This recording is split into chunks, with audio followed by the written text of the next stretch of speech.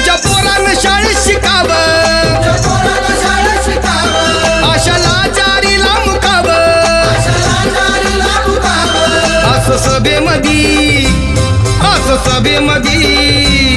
असं सभेमधी भाषण व मग कुणी नाही केलं भलं व